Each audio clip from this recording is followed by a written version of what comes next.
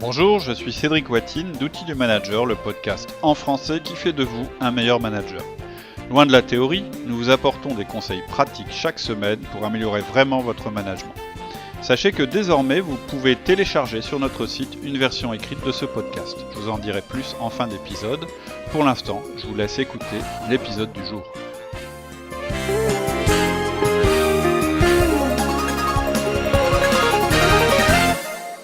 Bonjour Cédric. Bonjour Alexia. Alors, nous poursuivons aujourd'hui notre série sur l'entretien de fin d'année. Oui, et en préalable, ce que je voulais dire, c'est que j'ai réécouté en fait le podcast qu'on avait fait il y a plus d'un an, je pense, avec Laurie sur le sujet, puisqu'en fait on améliore en permanence nos podcasts, c'est pour ça qu'on les enregistre régulièrement. Et Laurie, à l'époque, on était d'accord tous les deux pour dire que c'était quand même une épreuve pour la plupart des collaborateurs et des managers dans les entreprises. Et il avait eu une phrase intéressante qui était en fait c'est une contrainte, et ce qui serait bien en fait c'est de transformer cette contrainte en opportunité. Et donc c'est exactement ce qu'on vous propose dans cette série de podcasts, c'est de faire de l'entretien de fin d'année un moment utile pour tous les deux. Ouais, c'est vraiment une façon super intéressante d'aborder les choses. Alors la dernière fois, on avait vu quelle est l'utilité de maintenir les entretiens de fin d'année et tu nous avais aussi donné le descriptif du formulaire qui tient d'ailleurs sur une page. Tout à fait, c'est notre podcast numéro 119. Voilà. Et quel est du coup le plan du podcast d'aujourd'hui ? Alors aujourd'hui, on va parler du timing et de l'auto-évaluation. Donc, dans un premier temps, je vais vous donner le timing, c'est-à-dire le déroulé des opérations. Ensuite, je vous parlerai de l'email de lancement, ce sera notre deuxième partie. Ensuite, je vous parlerai de l'auto-évaluation en elle-même. Et enfin, on abordera, je dirais, les aspects un petit peu logistiques, entre guillemets, de l'entretien de fin d'année. Ok, on commence donc par ton premier point, le timing. Voilà, ça va se dérouler en gros en 6 phases. À partir de maintenant. La première chose, c'est que vous allez demander à vos collaborateurs de s'auto-évaluer. Ça va se faire 2 semaines au moins avant l'entretien. Je dis bien au moins, vous pouvez leur envoyer le formulaire avant, mais je dirais que 2 semaines, c'est tout à fait suffisant. Ensuite, vous allez préparer leur évaluation, c'est-à-dire que c'est votre manière de les juger. Ça, on en parlera dans le podcast suivant. Ensuite, ils vont vous rendre leur propre auto-évaluation quelques jours avant l'entretien. Ensuite, vous allez leur transmettre votre propre évaluation la veille de l'entretien. Ensuite, vous allez avoir l'entretien avec eux. Puis plus tard, lors d'un autre entretien, vous fixerez les objectifs annuels. Donc, très rapidement en résumé, première chose, vous leur demandez de s'auto-évaluer. Là, on est à 2 semaines avant l'entretien. Pendant le temps où ils s'auto-évaluent, vous les évaluez aussi de votre côté. Et ça, on vous dira exactement comment faire dans le prochain podcast. Ils vous rendent leur auto-évaluation quelques jours avant l'entretien. Vous leur remettez votre propre évaluation la veille de l'entretien. Et ensuite, vous avez l'entretien. Ok. On a maintenant une idée du déroulement complet du processus, qui est très bien structuré. Et tu voulais nous proposer un email pour commencer ? Alors, c'est très simple. En fait, vous allez faire un mail à votre collaborateur. Alors, ce n'est pas l'email standard de la DRH, mais c'est votre mail un petit peu personnel que vous adressez à la personne que vous allez voir. Le but, en fait, en envoyant cette mail, c'est de minimiser le stress qui peut exister autour de cet entretien. C'est un entretien quand même, on en a parlé déjà la dernière fois, qui est stressant pour le collaborateur. C'est quand même un petit peu là qu'il a l'impression que son année ou sa période, si vous en faites plus fréquemment, va se jouer. En fait, elle ne se joue pas du tout là, elle se joue avant. Mais disons que c'est un petit peu la conclusion. Et donc, ça peut être stressant. Et ce que vous voulez dire aussi dans cet email, pour que les choses soient claires, vous ne parlerez pas d'augmentation, ces choses-là. Parce que parfois, il y a confusion aussi par les collaborateurs. Ils croient que c'est à ce moment-là qu'on va négocier, je dirais, les primes, les augmentations, etc. C'est pas ça. Là, il s'agit vraiment de leur évaluation, c'est-à-dire le jugement que vous allez porter sur la période qui s'est écoulée. Alors, tu avais carrément un exemple de mail que tu voulais nous lire. Je vous le dis directement. Bonjour, je vous fais ce mail pour vous rappeler notre entretien de fin d'année qui aura lieu le 15 janvier, à telle heure et à tel endroit. Nous allons discuter ensemble de votre année écoulée. En attendant ce rendez-vous, je vous demande de faire votre auto-évaluation. La veille de notre entretien, je vous donnerai moi-même une copie de l'évaluation que j'ai faite de vous pour que vous puissiez en prendre connaissance. Cela nous donnera l'occasion de voir si nous avons des points de désaccord et aussi de préparer toutes les questions que vous pourriez avoir. Lors de notre entretien, je suivrai ce plan. Ordre du jour, résumé de votre performance à travers un message clé, et ensuite nous passerons chaque point de l'entretien. Je commencerai par les parties où nous sommes d'accord et je passerai aux points où nous avons des divergences. Puis nous parlerons de l'année prochaine. Cela ne sera pas complet, mais nous pourrons déjà en tracer les grandes lignes. Nous avons 1 heure pour ça. Si vous avez des questions sur le déroulement de cet entretien, je suis à votre disposition pour en parler. Merci d'accuser réception de ce mail. Ok, c'est simple, c'est clair. Et dans la méthode que tu proposes, l'une des originalités, c'est que tu demandes aux collaborateurs de s'auto-évaluer. Tout à fait. Alors, pourquoi tu proposes ça ? Alors c'est notre troisième partie, c'est l'auto-évaluation. Donc effectivement, c'est pas standard. Peut-être que votre entreprise le propose, peut-être qu'elle le propose pas, c'est pas très grave, mais c'est toujours intéressant de demander à la personne de s'auto-évaluer. Pas seulement parce qu'on va vérifier qu'on est d'accord avec elle, c'est un des points, c'est une des raisons, mais aussi pour d'autres raisons. Première raison, c'est pour les impliquer. Si la personne s'est auto-évaluée, elle sera plus présente lors de l'entretien et elles auront fait avant vous un retour sur leur performance de l'année. Et c'est important. Ça leur permet de faire ce retour en arrière qui est très important. Deuxième raison, c'est celle que j'évoquais, ça va vous permettre de mesurer les écarts entre ce que vous pensez de leur performance et ce qu'eux pensent de la leur. Et ça, c'est très important parce que ça va vous permettre tous les deux de valider que vous êtes ou pas sur la même longueur d'onde. Et c'est très très important. Je vous rappelle que notre méthode, elle se base très très fort sur la communication et la qualité de la relation que vous aurez développée avec votre collaborateur. Donc l'entretien de fin d'année, c'est aussi un moyen de vérifier qu'à ce niveau-là, vous êtes tous les deux performants. Et éventuellement de corriger pour l'année à venir. Et enfin, ça permet d'avoir un entretien factuel et productif. C'est-à-dire que vous allez demander à votre collaborateur une préparation et le fait qu'il prépare, ça va structurer l'entretien. Tu as des conseils d'ailleurs à nous donner pour les aider à faire leur propre évaluation, justement ? Tout à fait. Alors, dans le mail que je vous ai proposé, il n'y a pas cette partie-là, mais vous pouvez évidemment l'intégrer, voire vous pouvez même leur remettre un petit document avec des questions. Et je vais vous les donner parce qu'en fait, elles reprennent plus ou moins la structure qu'on verra dans le podcast suivant sur la manière dont vous allez les évaluer. Donc vous pouvez leur proposer ce plan-là. Premièrement, vous pouvez leur demander de lister les missions principales de leurs fonctions, qu'ils peuvent retrouver sur leur fiche de fonction. Si jamais ils n'ont pas de fiche de fonction, va falloir y penser, et on a un podcast là-dessus. Donc, premièrement, lister les missions principales de leur fiche de fonction et comparer leur année par rapport à ce que demande leur fonction. Donc, première chose, ils disent, moi, mon rôle dans l'entreprise, en gros, en très général, c'est de faire ça. Est-ce que dans l'année qui s'est écoulée, j'étais bien dans mes missions habituelles ? Ensuite, vous leur demandez de lister les objectifs qui leur ont été fixés et de comparer leur année à ces objectifs. C'est-à-dire que, d'une part, on a notre fonction, ce qu'on fait habituellement, et ensuite, notre rôle dans l'entreprise, et ensuite, on a des objectifs qu'on a fixés en début d'année, et donc c'est le moment de se demander si on les a atteints, pas atteints, etc. Ensuite, vous leur demandez de faire une liste des événements marquants de l'année. Alors, pour retrouver ces choses-là, moi je vous conseille de leur dire de céder de leurs notes de 1 à 1, c'est-à-dire les réunions en tête-à-tête qu'ils ont eues avec vous tout au long de l'année, de leur agenda et éventuellement de leur mail. C'est-à-dire un petit peu un retour en arrière sur ce qui s'est passé. Pourquoi je vous dis qu'il faut se baser sur les notes, sur l'agenda, etc. C'est parce qu'on a une mémoire sélective et on oublie vite les événements les plus anciens. Où on ne sait plus si c'était cette année, l'année d'avant, etc. Ça nous oblige quelque part à une certaine rigueur. Ensuite, faire un tableau avec d'un côté leurs réussites et de l'autre côté leurs échecs. Et enfin, réfléchir aux points qu'ils aimeraient améliorer l'an prochain ou aux projets qui leur semblent importants de réaliser. Vous pouvez aussi leur proposer la fiche d'évaluation en une page qu'on a décrite dans le dernier podcast. Le podcast numéro 119, celui en fait où on vous a expliqué quel pourrait être le formulaire que vous utilisez pour évaluer votre collaborateur. Tout à fait. Ok. Par contre, tu ne demandes pas d'analyse distributive. Non. En fait, alors qu'est-ce que c'est une analyse distributive?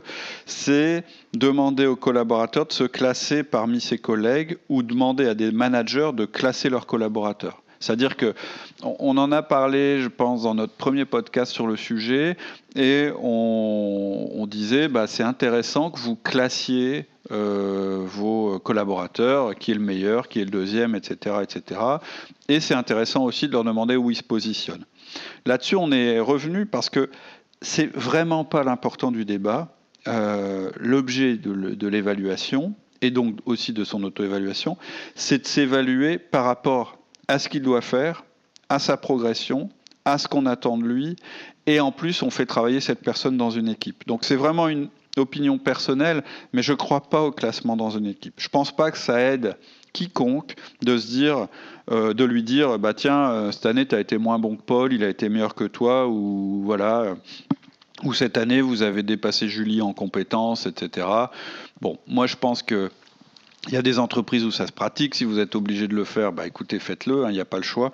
Mais je pense que c'est vraiment pas le cœur du débat. Et ce qui nous intéresse, nous, c'est de savoir si la personne a le sentiment de progresser ou pas, et si surtout elle a rempli ses missions. Et de toute façon, franchement, c'est pas évident de comparer des personnes entre elles. C'est rare d'avoir des postes, alors sauf si vous dirigez une très très grosse équipe où les personnes font toutes la même chose. C'est vraiment très très rare d'avoir des postes où on fait tous exactement la même chose, où on a tous le même niveau d'expérience, etc., etc.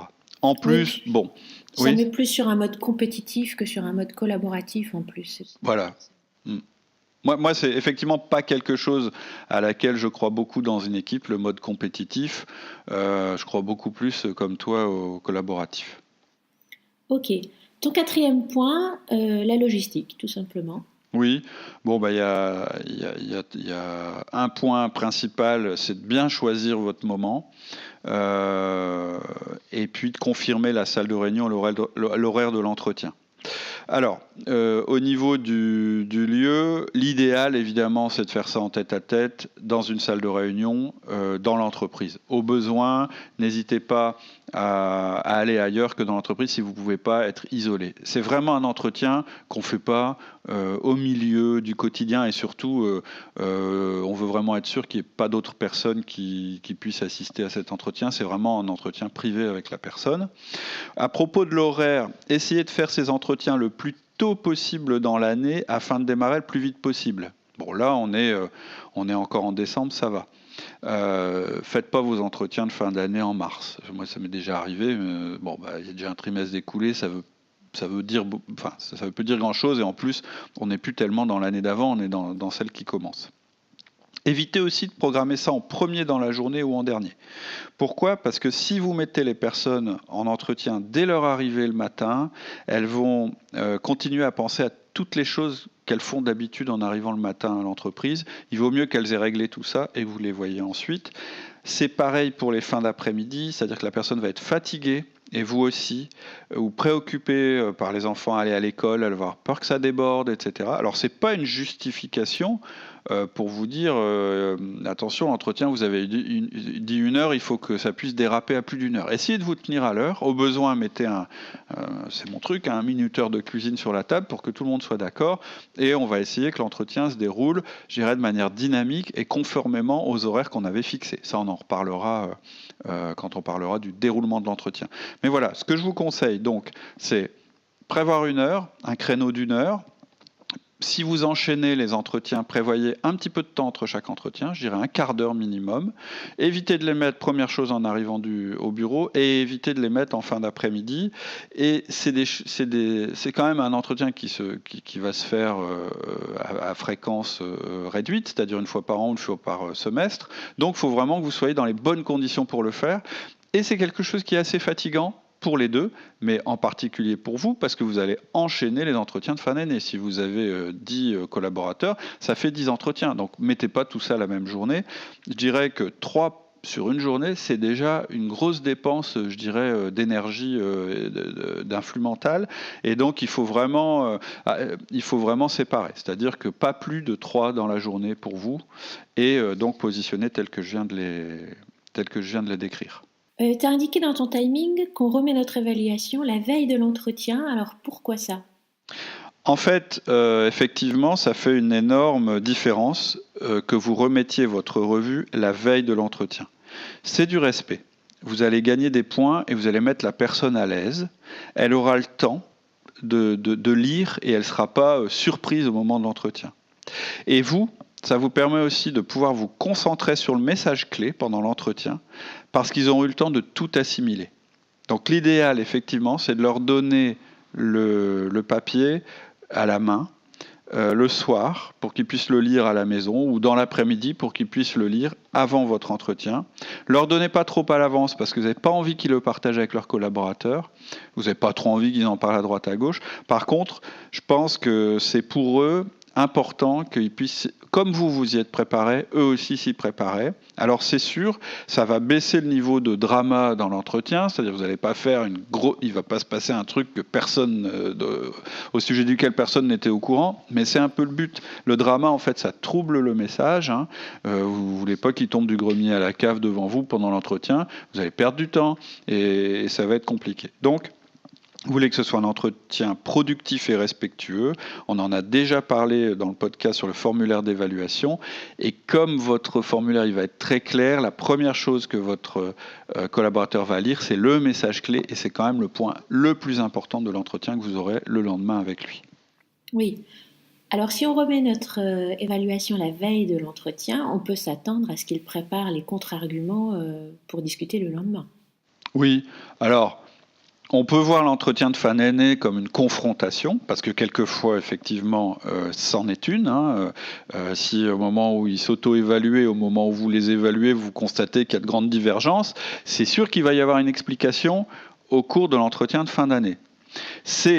Moi je vous parle d'expérience, très rare si vous avez fait correctement vos 1 à 1 toute l'année et vos feedbacks toute l'année. Parce que cette divergence, cette confrontation, elle a déjà eu lieu. Et je dirais, elle a déjà eu lieu de manière douce et progressive. Et normalement, on a chacun corrigé notre manière de travailler l'un avec l'autre. Mais effectivement, il peut y avoir ça. Mais pour moi, ce n'est pas un problème. C'est-à-dire que c'est mieux que ça se passe après l'entretien. C'est mieux que ça se passe pendant l'entretien, cette confrontation, qu'en dehors de l'entretien. C'est-à-dire que vous voulez les entendre, ces contre-arguments. Il faut que vous les entendiez. Il ne faut pas, effectivement, que vous ayez un entretien avec la personne où elle est complètement abasourdie par ce que vous lui dites, et puis qu'elle soit prise au dépourvu au moment de vous répondre ou de s'expliquer, et puis que ça ressorte plus tard. Oui. Donc, il n'y a rien de plus énervant que de ne pas avoir la capacité de répondre à ce qu'on nous dit. Pour la personne et pour vous aussi. C'est-à-dire que si vous n'avez pas ce moment d'explication avec elle, vous l'aurez plus tard, ou au pire, vous ne l'aurez jamais, mais vous n'aurez pas résolu vos divergences. Donc, pour moi, ce n'est pas un argument qui est recevable. Moi, je pense qu'il faut que vous ayez une confrontation, une explication claire avec votre collaborateur quand il y a des divergences. C'est important. Maintenant, on en parlera quand dans le podcast où on vous décrira comment se passe l'entretien d'évaluation. C'est pas une discussion et le but c'est pas une négociation. C'est-à-dire que vous pouvez faire le constat que vous n'êtes pas d'accord, mais ça va pas changer votre jugement sur l'évaluation que vous faites de votre salarié. Puisque l'évaluation, vous l'avez faite avant de le rencontrer. L'évaluation, elle ne se passe pas pendant l'entretien. L'évaluation, elle est avant, et ensuite, on discute de nos points d'accord, de nos divergences, de notre message clé. Ça va être les grands éléments du moment où on va se rencontrer, c'est le message clé, et celui-là, vous n'allez pas le changer. C'est-à-dire votre message clé, c'est votre message clé, il ne change pas parce qu'on n'est pas d'accord, il est là. Ensuite, vous allez effectivement constater que vous avez des points où vous êtes d'accord, des points où vous n'êtes pas d'accord. Et ensuite, tous les deux, vous allez parler de l'année prochaine. Ok. Merci Cédric. Tu peux nous rappeler le timing du processus, donc ? Oui. Premièrement, vous allez demander à votre collaborateur de s'auto-évaluer. Il va avoir 15 jours entre le moment où vous allez lui faire cette demande et le moment où vous aurez l'entretien. Pendant ces 15 jours, vous aussi, vous allez l'évaluer. Ça, on va en parler de cette préparation que vous allez faire dès le podcast suivant. Ils vont vous rendre leur auto-évaluation quelques jours avant l'entretien. Vous aurez la possibilité de la lire avant de finaliser votre évaluation. Il y aura peut-être des points que vous aurez envie de modifier devant leur auto-évaluation. Vous avez peut-être oublié des choses qui ont été importantes pour eux. Vous allez leur transmettre votre propre évaluation, le document dont je viens de parler. Ensuite, vous allez avoir l'entretien avec eux. Je peux vous donner le plan très rapidement. 1, le message clé. 2, les points de convergence. 3, les points de divergence. Et enfin, le message pour l'année suivante. Et dans un autre entretien, vous aurez la fixation des objectifs annuels. Voilà le timing. Ok. Alors, dans notre prochain podcast, on va justement voir comment préparer l'évaluation de notre collaborateur. Tout à fait. C'est ça qui est prévu. À la semaine prochaine. À bientôt. Au revoir. C'est tout pour aujourd'hui. En attendant le prochain épisode, je vous invite à vous inscrire sur notre site outildumanager.com. Cela vous permettra de télécharger des documents complémentaires, de recevoir notre newsletter, de passer des tests disques en ligne et de nous poser toutes vos questions. Vous pourrez aussi télécharger la version écrite du podcast que vous venez d'écouter. Vous pouvez vous rendre directement sur la page correspondant à ce podcast et suivre le lien ou bien aller sur notre boutique en utilisant le menu. Donc rendez-vous sur outildumanager.com.